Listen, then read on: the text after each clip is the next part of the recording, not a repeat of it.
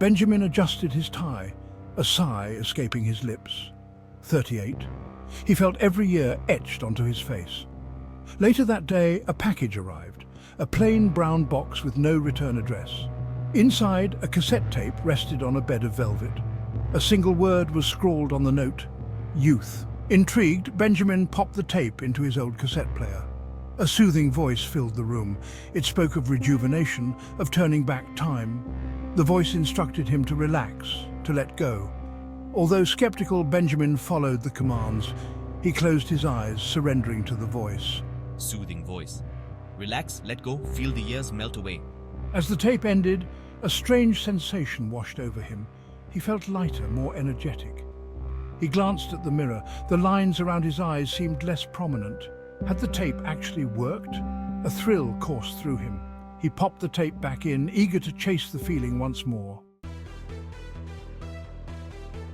Each time Benjamin listened to the tape, he felt younger. His grey hairs vanished, replaced by their youthful brown. His reflection in the mirror transformed, becoming the man he remembered from his 20s. His energy was boundless. Gone was the fatigue of middle age. He started going out more, hitting the clubs, staying out late. His wife, Sarah, watched his transformation with growing concern. He had become a stranger, obsessed with his youth, with reliving his glory days. Benjamin, now convinced he was 21, found Sarah's concerns irritating.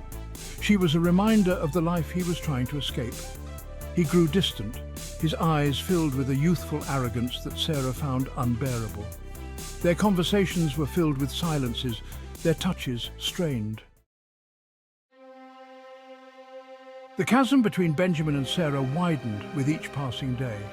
He, lost in his manufactured youth, found her presence stifling. She, heartbroken and confused, saw her husband slipping away. He started spending more time away from home, his laughter echoing from clubs she no longer recognized. One evening he came home, his eyes bright with an unfamiliar excitement. He announced he was leaving her, his words like daggers piercing Sarah's heart. He had found someone else, someone younger, someone who matched his newfound youth. Sarah was left standing amidst the wreckage of their marriage, the echo of his laughter ringing in her ears. She felt lost, adrift in a sea of betrayal and anger. But as the initial shock subsided, a steely resolve filled her eyes. She wouldn't let him get away with this. Sarah remembered the tape, the source of Benjamin's transformation. She found the note, its single word now a mocking reminder of her pain. Youth. She tracked down the hypnotist's address, a small, nondescript building on the outskirts of town. The hypnotist listened intently as Sarah, her voice trembling with suppressed rage, told him her story. She wanted a tape, one that would make Benjamin understand the depth of his cruelty. This will make him understand, he said, his voice a low murmur. Sarah rushed home, her heart pounding with a mixture of trepidation and anticipation. She found Benjamin's old cassette player, the one he had used for his own transformation. She slipped the tape in, her finger hovering over the play button. This was her chance for revenge, a chance to make him pay for what he had done. Sarah waited for Benjamin to return. He swaggered in, his eyes searching for his youthful conquest. He barely acknowledged Sarah's presence, his focus solely on the object of his infatuation. Sarah seized the opportunity. She slipped the tape into the player, pressing play.